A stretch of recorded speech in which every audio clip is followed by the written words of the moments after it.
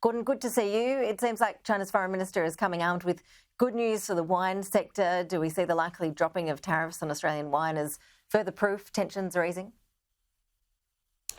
Well, it's certainly a positive development, particularly if you're a wine producer.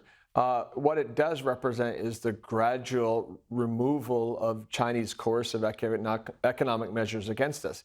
I don't know that it means they're resolved, because they were applied without what we would call the rule of law, applied without cause for political reasons, and now they're being removed for political reasons. So it's not exactly what trade specialists would call WTO compliant, but certainly a positive development.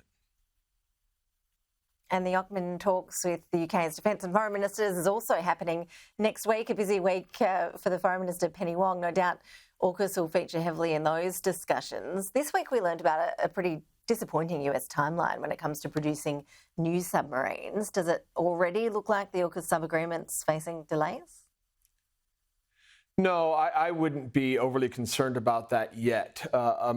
There has been over the last year a lot of kind of false alarms. You saw some very important senators in the U.S. Senate Armed Services Committee express their concern about U.S. production capabilities, and this is part of an ongoing process on that. Remember, in the short run, the decision of the United States and the United Kingdom to forward deploy submarines in Australia in the next 2 years in terms of submarine rotational forces west, that's the big deal. We're talking about the longer-term ability of them to produce new submarines for us to buy.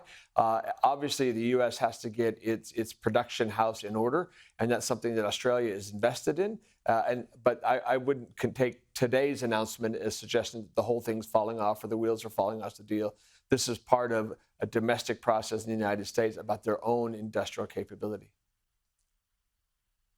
We've seen round after round of primaries in the US. Of course, Americans heading to the polls in November this year. Joe Biden, Donald Trump set to face off again. Polls are showing that Americans are pretty unhappy with those two as the options. Would you expect a low turnout as a result? No, because unhappiness also drives turnout. One of the things that former President Donald Trump could never understand is how Joe Biden got 8 million more votes than him. And the reality is he got them because people were voting against Donald Trump.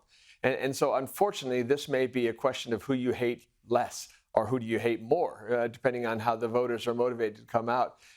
It is easy to say, how did we end up with two candidates that nobody likes? But remember, there is a process in place. The Republican Party accounts for less than 30% of the electorate. The Democratic Party accounts for 30% of the electorate, and only a small percent of those go out to the polls. But Donald Trump won a majority of the delegates as required in the primary process.